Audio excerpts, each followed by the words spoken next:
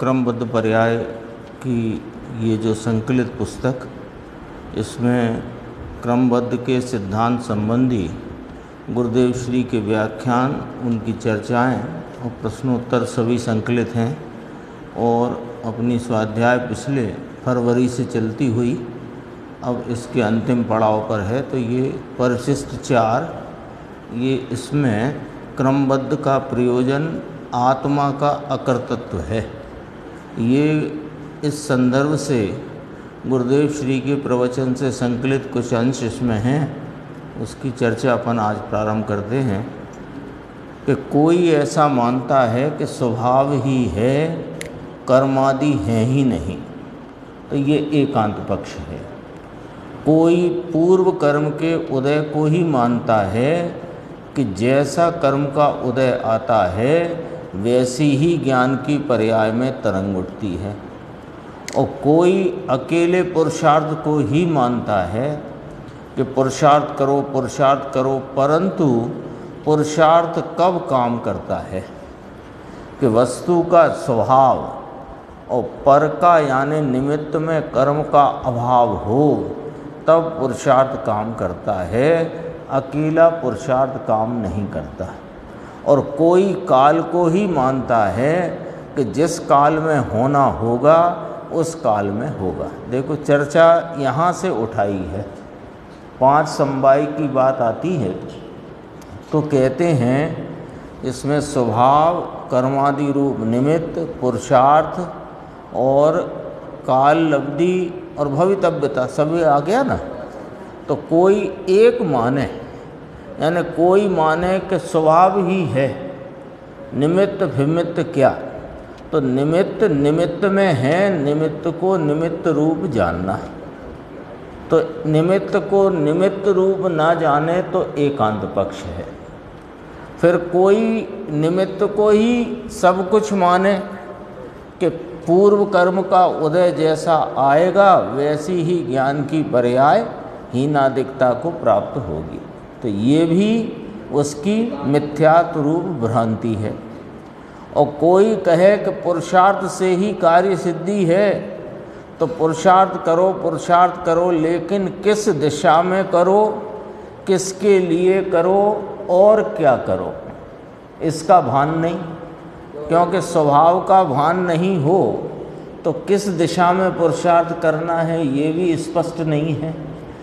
क्या होगा, स्वभाव की प्राप्ति से क्या होता है और पूर्णता के फल में क्या होता है, इसका भी भान नहीं हो तो पुरुषार्थ करने की दिशा नहीं।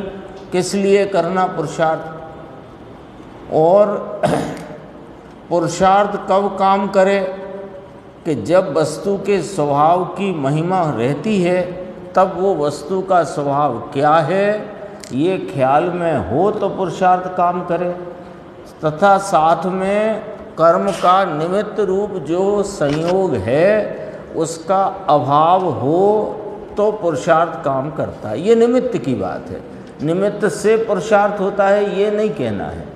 स्वभाव का भान नहीं, और स्वभाव के भान पूर्वक जो पुरुषार्थ की वृत्ति है उससे परिणति में काहे की प्राप्ति होती है और निमित्त में किसका अभाव होता है वो पता ना हो तो पुरुषार्थ भी कार्यकारी नहीं, यानी दिशा नहीं ना उसकी। और कोई अकेला काल के भरोसे बैठा है कि जब काल आएगा तब कार्य होगा, तो ये बात तो सच्ची है कि अपने स्वकाल में ही कार्य होगा, लेकिन वो कार्य स्वकाल में ही होगा, ये बात किसके आलम्बन से नक्की करी, ये बात किसके आधार से नक्की करी। यदि स्वभाव के आधार से नक्की करी तो स्वभाव भी आया, स्वभाव के प्रति का पुरुषार्थ भी आया, काल लब्धि भी आई, निमित्त में कर्मादि का अभाव रूप भाव हुआ और निर्मल भवितव्यता रूप परिणमन आया। है ना, एक को माने तो काम नहीं चलता है। इतना यहाँ पर गुरुदेव श्री इस दृष्टिकोण से ये चर्चा यहाँ कहते हैं। देखो तो मुमुक्षु ने प्रश्न किया कि साहब क्रमबद्ध कहते हैं वह क्या है, क्योंकि अंतिम पंक्ति गुरुदेव ने बोली कि कोई काल को ही मानता है कि जिस काल में होना होगा उस काल में होगा। ये मान्यता अकेली काल के भरोसे बैठा है तो कहा भ्रांति में है। तब उसने पूछा कि फिर क्रमबद्ध जो आप कहते हो वह क्या है। तो गुरुदेव ने यहाँ से जवाब दिया कि क्रमबद्ध में पांचों समवाय आ जाते हैं। जिस द्रव्य में जिस समय जिस प्रकार से पर्याय होने वाली है वह होती है, ऐसा निर्णय करने वाला स्वभाव सन्मुख है। ये निर्णय आया ना कि मेरे आनंद का भाव, मेरे सम्यक्त का भाव, मेरे हितरूप मोक्ष मार्ग में प्रवेश का भाव, ये जिस काल में आना होगा वो आएगा। ये निर्णय तुमने किस आधार से किया? तो कहा कि ऐसा जो निर्णय करे कि जिस द्रव्य में जिस समय जिस प्रकार से जो पर्याय होने वाली है वह होती है। तो सुनो, इस निर्णय का आधार अपना चैतन्य स्वभाव, ज्ञाता दृष्टा अकर्ता स्वभाव है। तो ऐसा निर्णय करने वाला नियम से स्वभाव सन्मुख है, और स्वभाव सन्मुख नहीं तो निर्णय नहीं। एकदम सीधी बात है। जिसको इस प्रकार का निर्णय है कि जिस द्रव्य में जो पर्याय जिस प्रकार से जब होनी है तब होती है, ऐसे निर्णय वाले का नियम से दृष्टि अपने अकर्ता स्वभाव पर है, स्वभाव की सन्मुखता है। और स्वभाव सन्मुखता नहीं तो निर्णय नहीं। तो ये यहाँ पर स्वभाव आ गया। स्वभाव सन्मुख है ना, तो स्वभाव आया कि नहीं आया? तो स्वभाव सन्मुख का पुरुषार्थ आ गया। यही पुरुषार्थ है, स्वभाव सन्मुखता ही पुरुषार्थ है। तो स्वभाव सन्मुखता का पुरुषार्थ आ गया। उस समय ही उसका काल था। उसने पूछा क्रमबद्ध है ना साहब? सम्यक्त की प्राप्ति, हितरूप भाव की प्राप्ति, अनादि दुख की परंपरा टलकर अतीन्द्रिय आनंद की स्फुरना का काल क्रमबद्ध में है तो आएगा। तो कहा कि ये निर्णय तुमने कैसे किया? ये निर्णय करने वाला नियम से स्वभाव सन्मुख होता है। ये इसका सिद्धांत है। यदि स्वभाव सन्मुखता नहीं तो निर्णय नहीं, और स्वभाव सन्मुखता है तो यही पुरुषार्थ है। और उस पुरुषार्थ पूर्वक उस स्वभाव की सन्मुखता में उस समय पर ही वह हित रूप आनंद रूप भाव उत्पन्न हुआ, वह उसका काल था।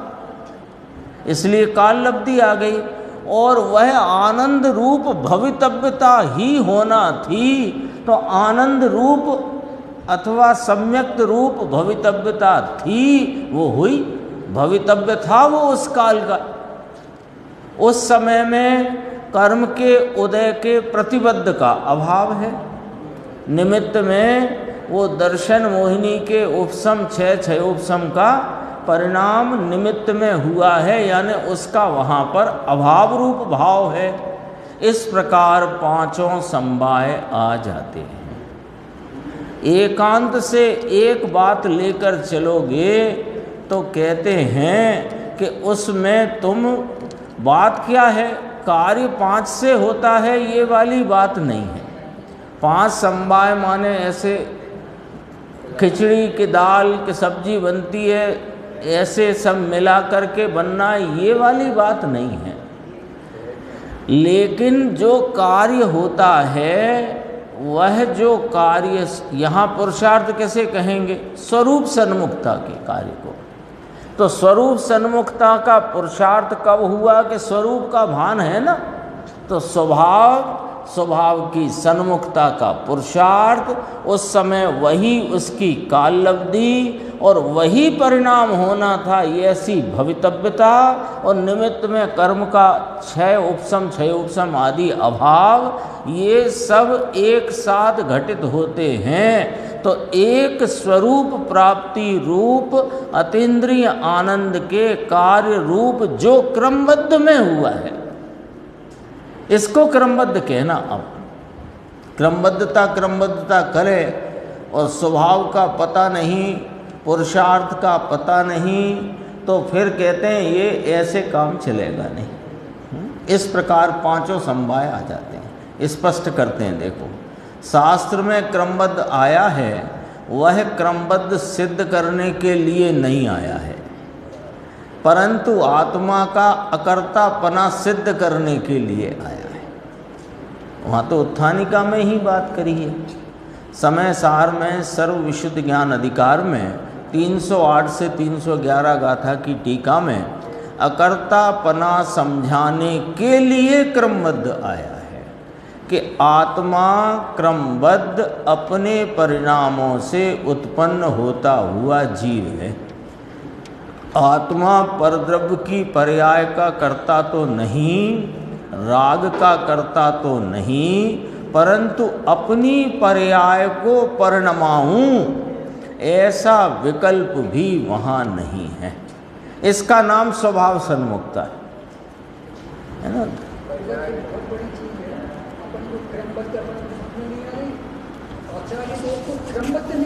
हाँ, अकर्ता स्वभाव समझ, समझाना है, तो इसीलिए क्रमबद्ध को जबरदस्ती उनको लाना पड़ा, क्योंकि हाँ अनादि से ये कर्ता कर्म अधिकार में इस बात शुरू कर दी गई कि अनादि से इस जीव को कर्ता कर्म रूपी भ्रांति चली आई है। ये कर्ता कर्म अधिकार के प्रारंभ में ही कहा ना।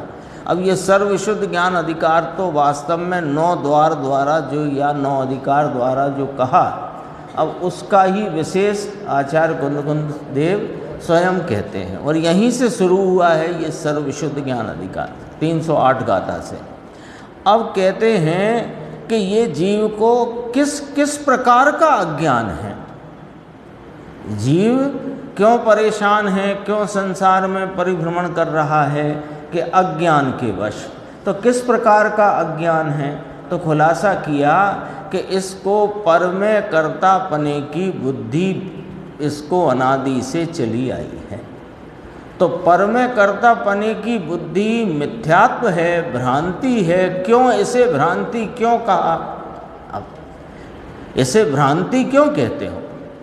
जैसे ये दरवाज़ा है तो ये दरवाजे को दरवाज़ा कहना, जानना, मानना भ्रांति नहीं है, पर ये दरवाजे को खिड़की मानो तो भ्रांति है।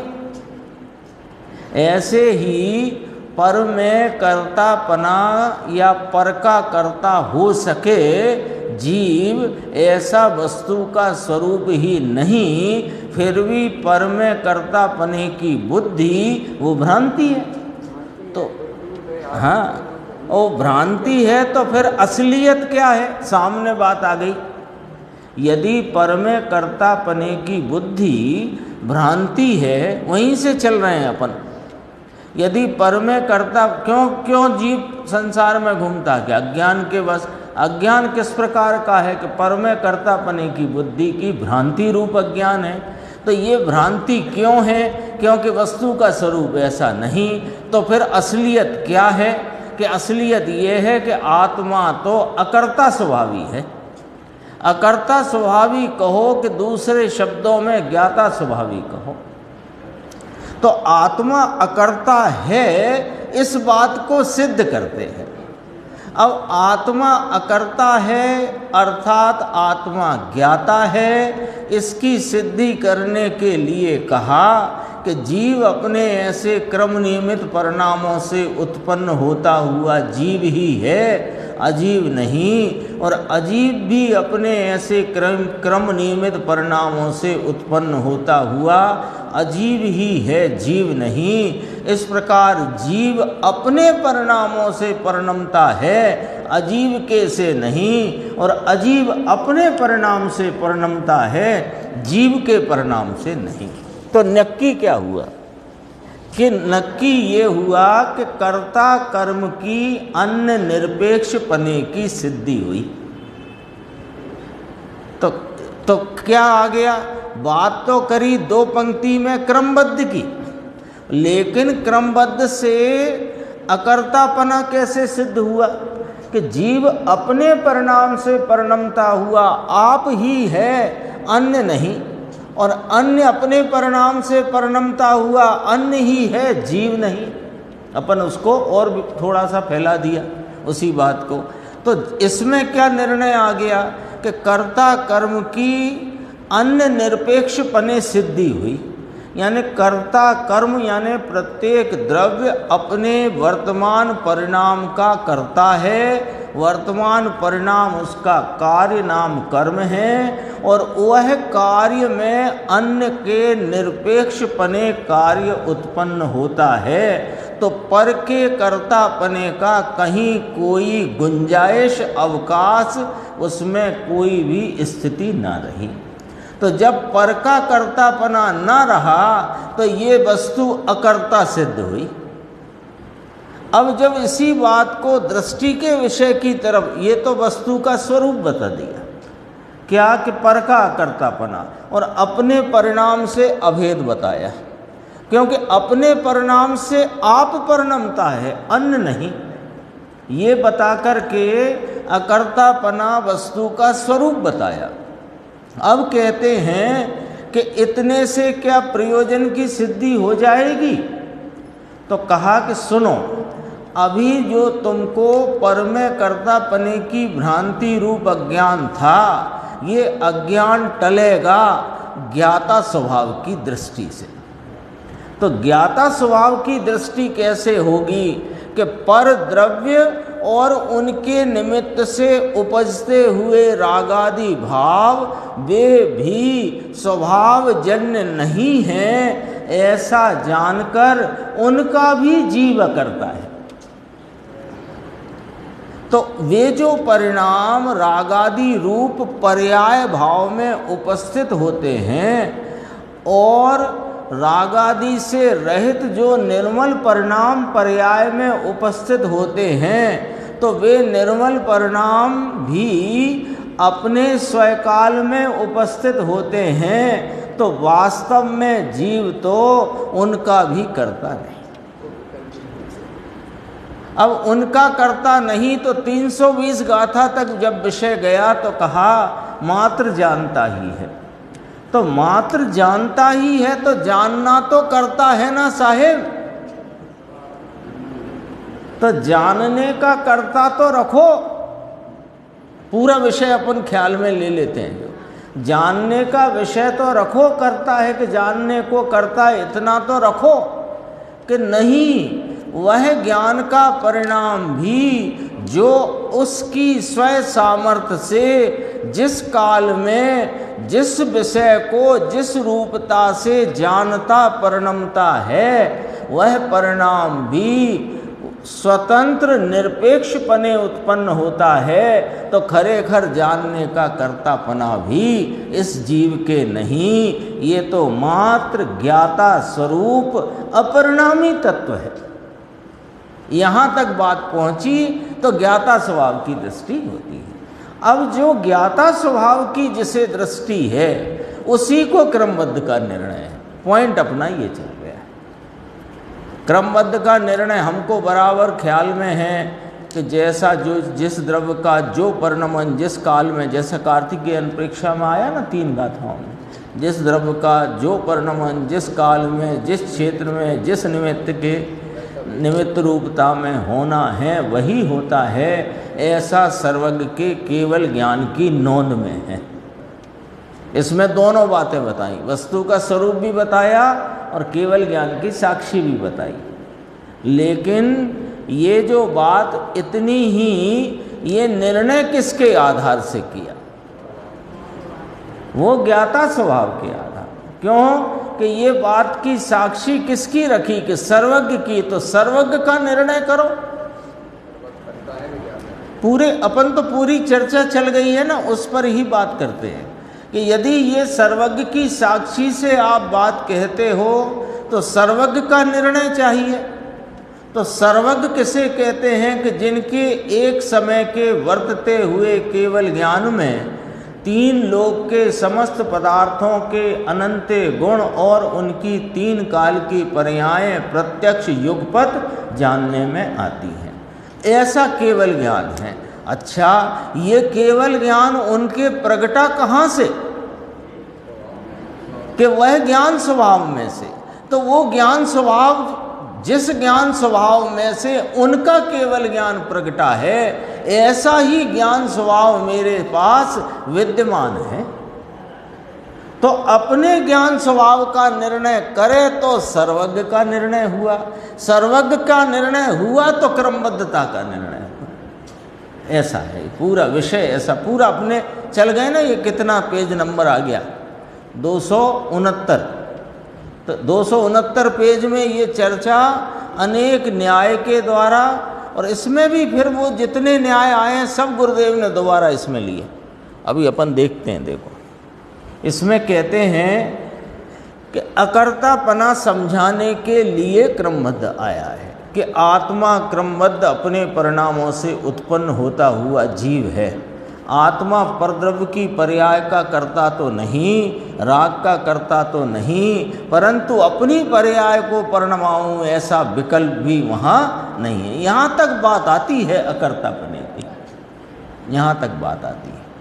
ऐसा अकर्ता सिद्ध करने के लिए क्रमबद्ध आया है, अथवा वस्तु के क्रमबद्ध परिणमन के सिद्धांत को प्रतिपादन करते हुए यहाँ अकर्तापना सिद्ध किया, ऐसा भी कहा जा सकता है। द्रव्य जिस समय जिस पर्याय से उत्पन्न होता है उससे अनन्य है, अन्य नहीं। टीका में शब्द ऐसे आए हैं, प्रथम तो तावत शब्द लिया है ना, तो प्रथम तो क्रमबद्ध ऐसे अपने परिणामों से उत्पन्न होता हुआ जीव ही है, तावत क्रम नियमित ऐसे शब्द संस्कृत टीका में क्रम नियमित कहो कि क्रमबद्ध कहो एक ही बात है। तो अब देखो सिद्धांत की बात, क्रमबद्ध समझने वाले की दृष्टि द्रव्य पर होना चाहिए, ये वाली बात कही। देखो अब कहते हैं क्रमबद्ध करे और कर्ता बुद्धि रहती हो तो उसे क्रमबद्ध का निर्णय नहीं। यहाँ तक बात है। देखो क्रमबद्ध करे, सब क्रमबद्ध है, सब क्रमबद्ध है, जो होना है वैसा होगा। बहुत चर्चा आ गई इसमें, अगला भव जैसा होना होगा वैसे भाव होते हैं। अरे भव होते ही नहीं क्रमबद्ध मानने वाले को, आदि अनेक प्रकार से बहुत चर्चा आ चुकी है। तो कहते हैं क्रमबद्ध करे और कर्ता बुद्धि रहती हो तो उसे क्रमबद्ध का निर्णय नहीं है। मैं करूं ऐसा होता है, वहाँ क्रमबद्ध का निर्णय कहाँ आया? प्रश्नवाचक।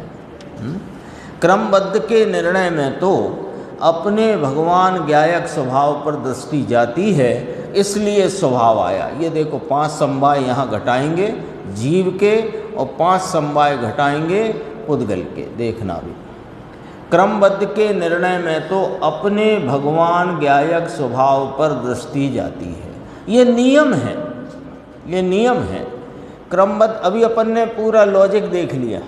क्रमबद्धता का निर्णय किया तो कैसे किया कि प्रत्येक वस्तु अपने स्वकाल में स्वरूप से उसके उस भाव से परिणमित होती है।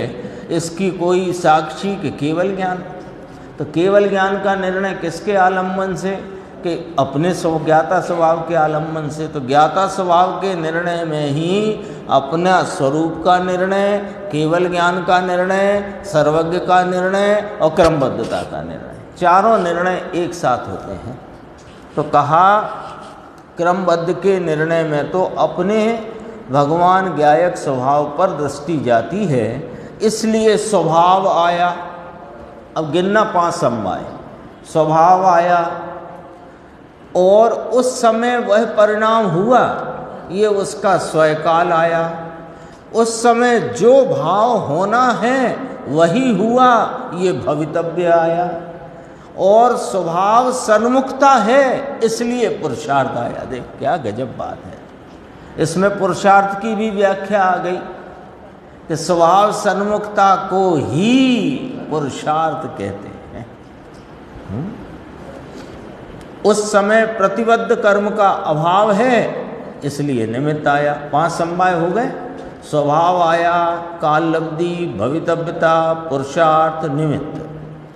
इस प्रकार 5 ही समवाय एक ही समय में साथ होते हैं। थोड़ा अभी यहाँ इस विषय को अपन को जरा ऐसे समझना है कि आगम की शैली में ऐसा कहा जाता है कि कार्य 5 समवाय पूर्वक होता है। आगम की शैली में कहते हैं कार्य 5 समवाय पूर्वक होता है ना। तो पूर्वक का अर्थ ये है कि वो जब कोई कार्य होता है तो वहाँ 5 समवाय होते हैं, ये है उसका अर्थ। अपन पूर्वक का अर्थ यदि ये लगाएं कि 5 समवाय इकट्ठे हों तो कार्य होगा, तो ये कोई दाल मिर्ची मसाला तो है नहीं।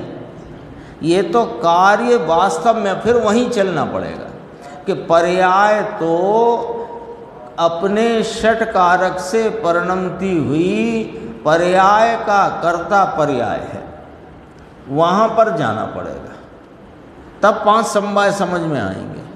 पर्याय का कर्ता द्रव्य है, इस बात को भी गौण कर दिया। पर्याय का कर्ता पर्याय है, जब ये बात रखी तो वो पर्याय उस ही समय में आई, ये उसकी काल लब्धि, और वो पर्याय उस ही स्वरूप से आई, ये उसकी भवितव्यता। और जब वह पर्याय इस प्रकार उत्पन्न हुई तो वहाँ स्वभाव सन्मुखता है, ये पुरुषार्थ हुआ। क्यों कि वो जो क्रमबद्ध के निर्णय स्वरूप जो पर्याय है उसमें नियम से स्वभाव की सन्मुखता होती है ना। तो स्वभाव सन्मुखता है, ये पुरुषार्थ आ गया।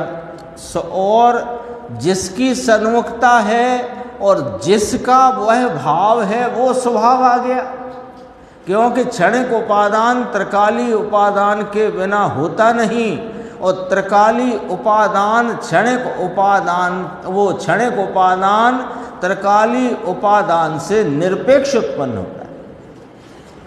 2 बातें आई ख्याल में, क्षणिक उपादान त्रिकाली उपादान आती है ना बात। तो क्षणिक उपादान में जो परिणमा है वो त्रिकाली उपादान ही उस क्षणिक भाव में परिणमा है। तो त्रिकाली उपादान बिना क्षणिक उपादान होता नहीं, और क्षणिक उपादान त्रिकाली उपादान की अपेक्षा रखता नहीं। सामान्य विशेष से समझ लो कि वह विशेष सामान्य बिना का होता नहीं, पर प्रत्येक विशेष सामान्य से निरपेक्ष अपने उस समय के भाव से उत्पन्न होता है। नहीं तो भवितव्यता घटा दो, कैसे घटित करोगे भवितव्यता?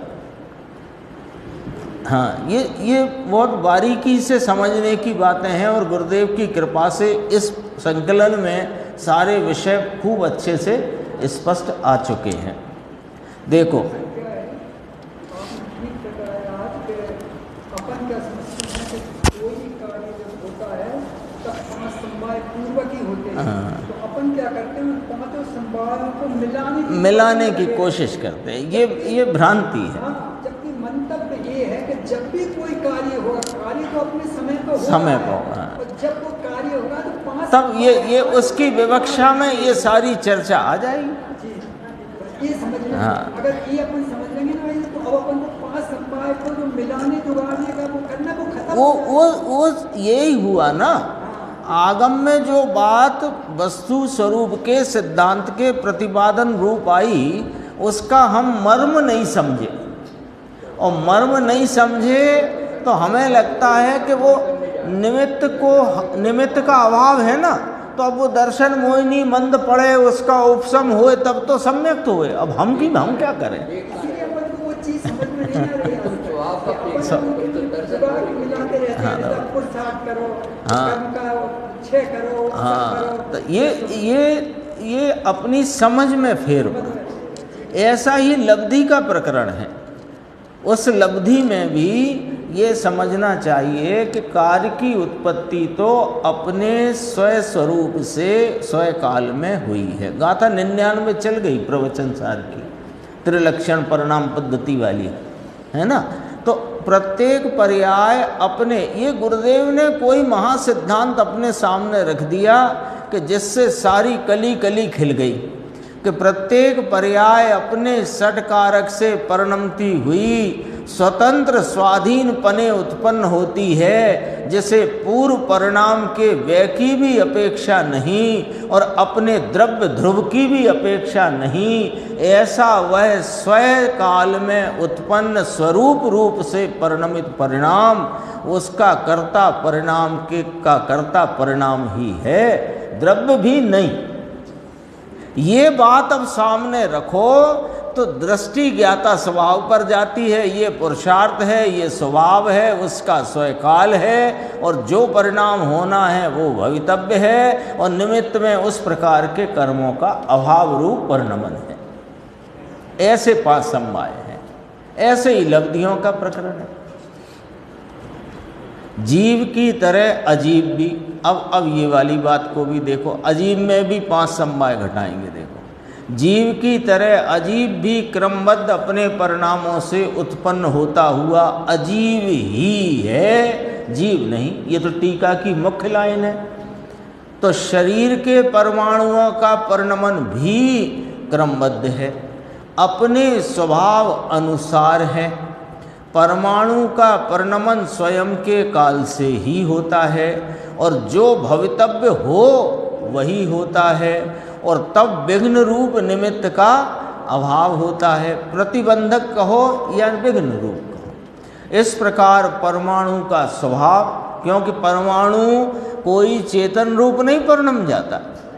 यहाँ भी ये जो शरीर है ना, पुद्गल स्कंद, यहाँ शरीर के संयोग में यह चेतन तत्व रहा होने पर ये उंगली मुड़ती है और आँख चलती है, ऐसा नहीं है।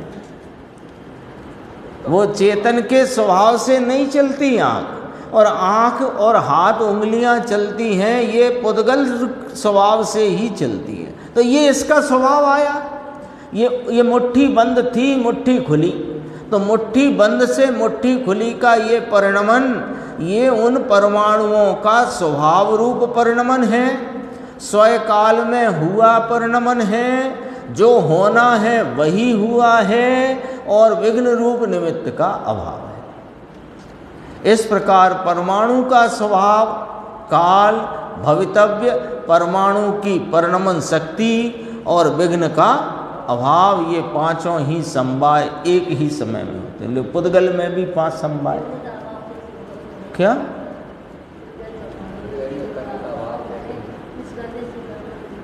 ये इसमें आप निमित्त में अकेले कर्म कोई क्यों ले?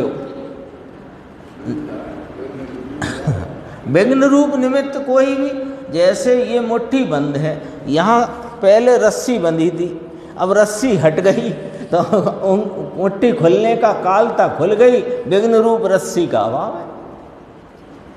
वो तो अकेला कर्म ही थोड़ी निमित्त के, वो तो जिस कार्य में जो निमित्त कहा जा सके, निमित्त कोई फिक्स थोड़ी होता।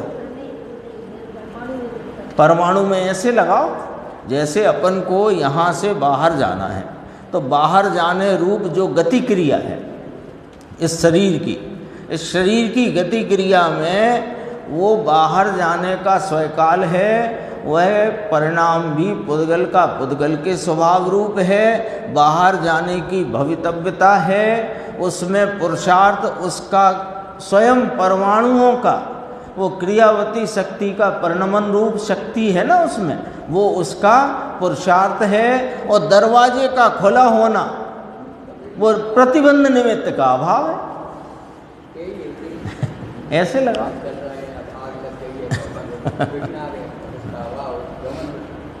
कैसे कोई भी ऐसे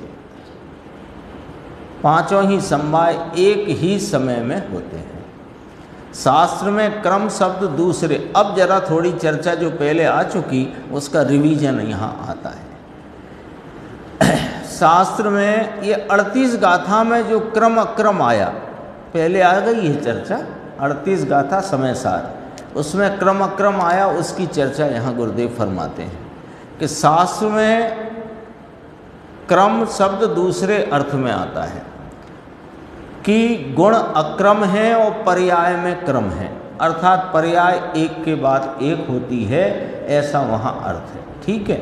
और 38 गाथा में जो क्रम अक्रम शब्द आया, क्रमवर्ती पर्याय अक्रमवर्ती गुण, एक अर्थ तो ये ले लो, क्रमवर्ती पर्याय माने पर्याय एक समय में दो नहीं होते, एक के बाद एक होती है, उनमें परस्पर व्यतिरेक है। गाथा 80 में ये बात को कहा गया है, गुणों की पर्याय है ना, तो वो गुणों की क्या शब्द आया उसमें, ग्रंथियाँ है ना, क्या ग्रंथि शब्द आया है उसमें 80 गाथा की टीका में। हाँ, परस्पर व्यतिरेक, परस्पर व्यतिरेक माने वे एक दूसरे से भिन्न भिन्न है। जैसे एक वर्तमान की पर्याय दूसरी पर्याय से भिन्न है, तो क्रम से हो गई ना, क्रम से। जैसे एक साथ एक खिड़की पे दो लोग को टिकट नहीं मिलता, एक को मिलेगा फिर दूसरे को मिलेगा, ऐसा क्रम। तो एक सामान्य अर्थ क्रम अक्रम का कि पर्याय क्रमवर्ती होती हैं, गुण अक्रम रूप से रहते हैं, एक सामान्य अर्थ। 38 गाथा में क्रम अक्रम शब्द आया, उसका अर्थ ही अलग है। 14 मार्गणा हैं, उनमें अमुक एक साथ होती हैं।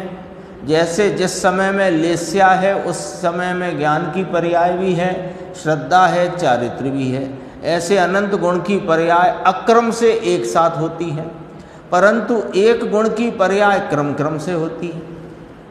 एक गुण की, ज्ञान गुण की 4 पर्याय इकट्ठी नहीं हो सकती, लेकिन द्रव्य की एक पर्याय में ज्ञान की, दर्शन की, श्रद्धा की और लेस्या की, कषाय की जो भी पर्याय हैं वे अक्रम रूप से हैं।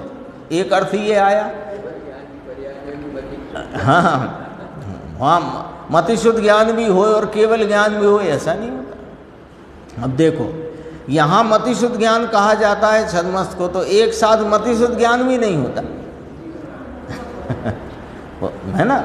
मति ज्ञान जिस विषय से संबंधित मति ज्ञान हुआ है उससे संबंधित आगे शुद्ध ज्ञान होता है, उसमें भी भेद अवग्रही या अवाय धारणा आदि इत्यादि पढ़ते हैं। यानी ज्ञान का एक परिणाम ही होगा एक समय में, पर एक ही समय में ज्ञान, दर्शन, श्रद्धा, चारित्र और जो भी गुण अनंत हैं सबका एक साथ होगा, तो सब गुण एक साथ व्यक्त हैं, ये अक्रमपना है। और एक गुण का एक समय में एक भाव व्यक्त होता है, ये क्रमपना है। एक अर्थ क्रम अक्रम का ये आ गया पर्याय में। दूसरा, 4 गति में से एक गति के समय दूसरी गति नहीं होती। हाँ, 6 लेस्या में से एक लेस्या के समय दूसरी लेस्या नहीं होती। 4 कषाय में क्रोध के समय मान नहीं होता, मान के समय माया नहीं होती। इस प्रकार गुण अक्रम हैं और अनेक गुणों की पर्यायें भी अक्रम से एक साथ बहुत होती हैं, परंतु एक गुण की पर्याय एक ही होती है और क्रम क्रम से नई नई होती है।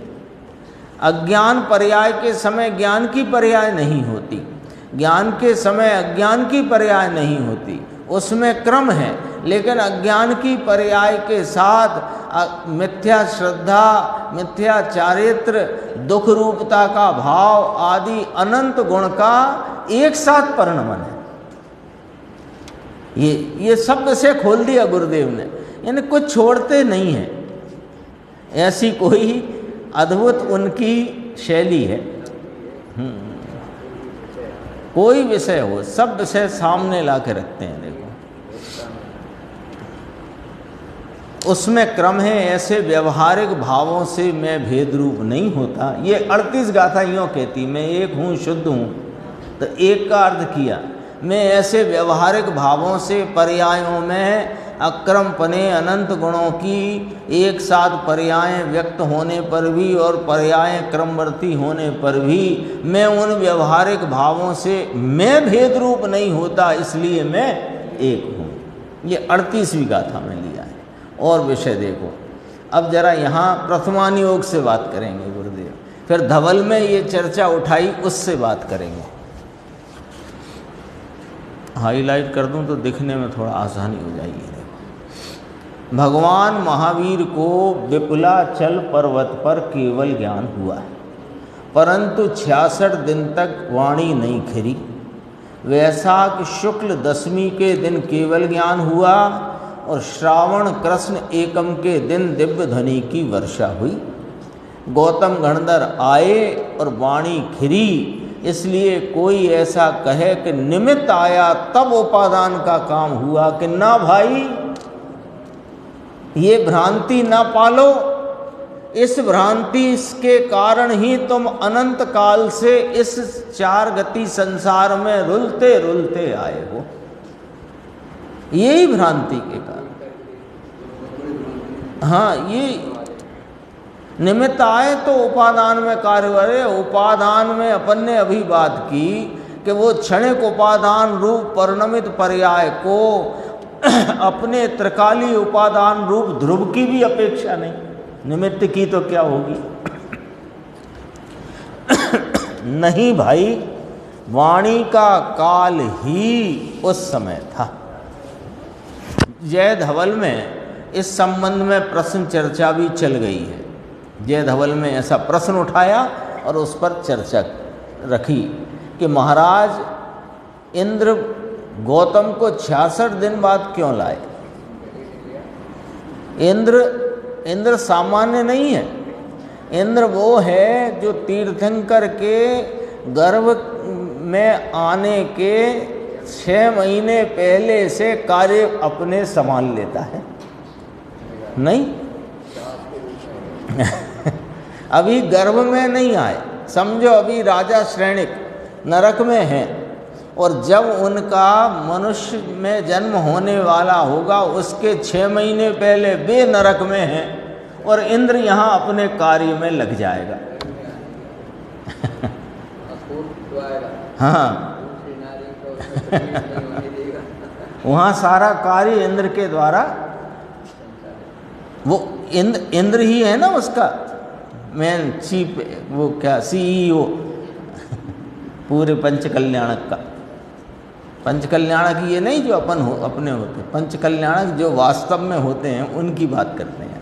तो इंद्र 6 महीने पहले से सारी व्यवस्था संभाल लेता है। उस इंद्र को इतनी याद न रही क्या, और अवधि ज्ञान लगाता कि लो इन्हें केवल ज्ञान हो गया, अब वाणी क्यों नहीं खिरी, और अवधि ज्ञान का धारी है तो अब क्यों नहीं अवधि ज्ञान लगाकर तब ही सारा सिस्टम बनाया। अरे 66 दिन तक खिरनी ही नहीं थी क्योंकि वाणी खिरने का स्वकाल नहीं था। इसमें घटाओ अजीब के 5 समवाय।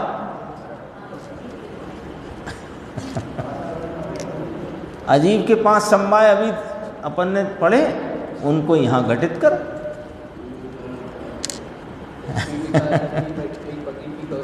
हाँ, गौतम को सम्यक्त हो और गणधरपना प्राप्त हो, ऐसी काललब्धि उसकी नहीं पकी थी, वैसा पुरुषार्थ नहीं था। देखो समवाय, लेकिन कार्य अपनी योग्यता प्रमाण में वह अपने निरपेक्षित भाव से उत्पन्न होता है। ये नहीं, ये पहले रखना, फिर समवाय की बात करेंगे। देखो इंद्र को गौतम को 66 दिन बाद क्यों लाए।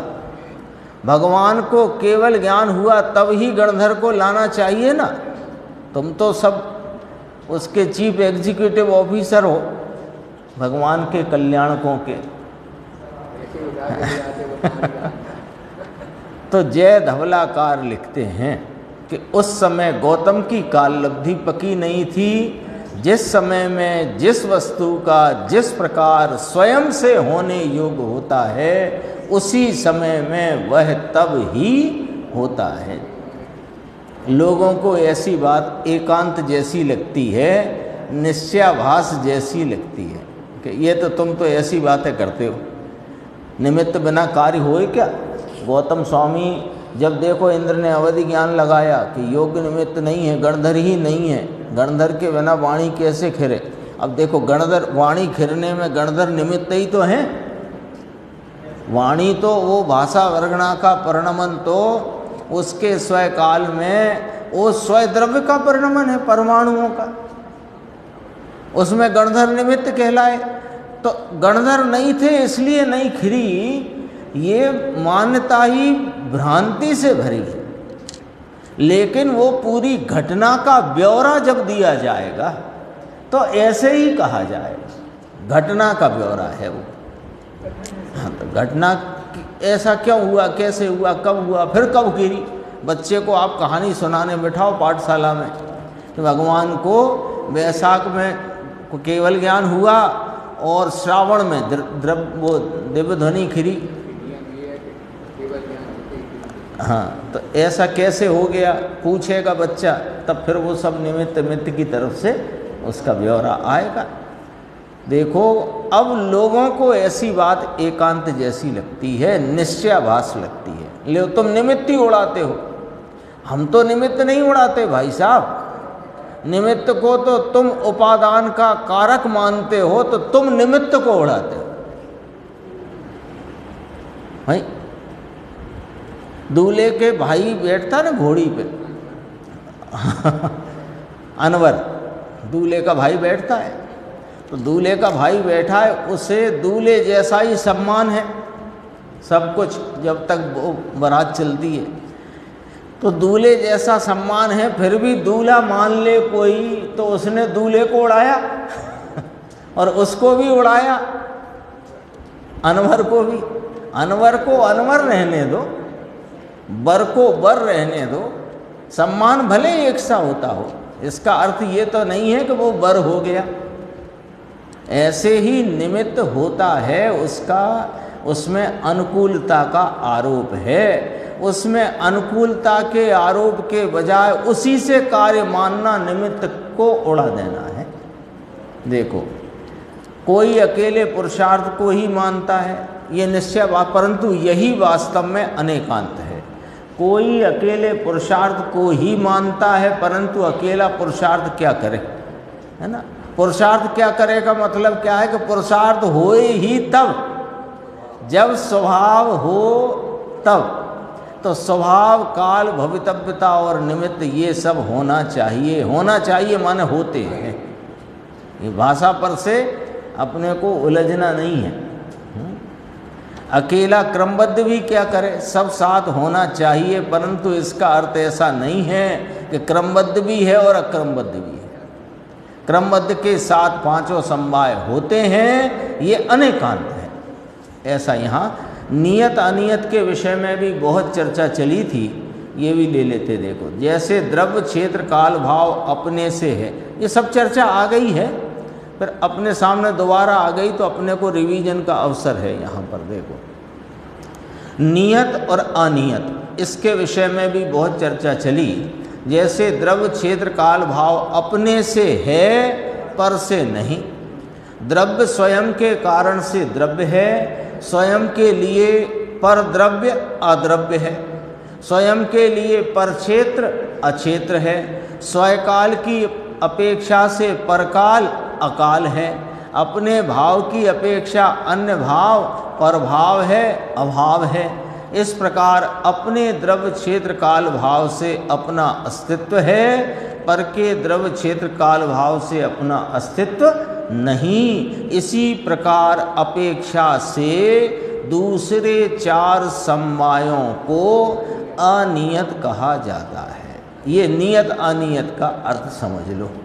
जैसे काल अकाल का अर्थ आया है ना, 47वें में चर्चा आती काल नय अकाल नय। तो अकाल नय का अर्थ ये नहीं है कि कार्य अकाल से होता है, वहाँ काल को गौण करके अन्य समवायों को मुख्य किया तो अकाल कहने में आया। हाँ, ऐसे नियत माने वो नियतपना या भवितव्य, तो वो नियत को मुख्य किया तो नियत कहा, और नियत को गौण करके अन्य चार समवाय से कहो तो वो अनियत कहलाता है। ये नियत अनियत का भेद है। भेद है माने रहस्य है ये। इसी प्रकार अपेक्षा से दूसरे 4 समवायों को अनियत कहा जाता है, परंतु पर्याय आगे पीछे होती है ऐसा नहीं है। अपनी पर्यायें नियत समय में ही होती हैं। एक ही पक्ष की हट पकड़ लेना वह मिथ्यात्व है, और अपेक्षा से सर्व का स्वीकार करना वह सत्यार्थ है।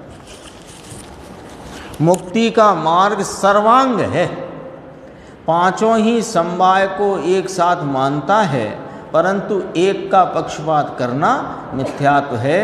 ये नाटक समयसार ग्रंथ पर जो गुरुदेव के प्रवचन थे उसमें से ये चर्चा आई।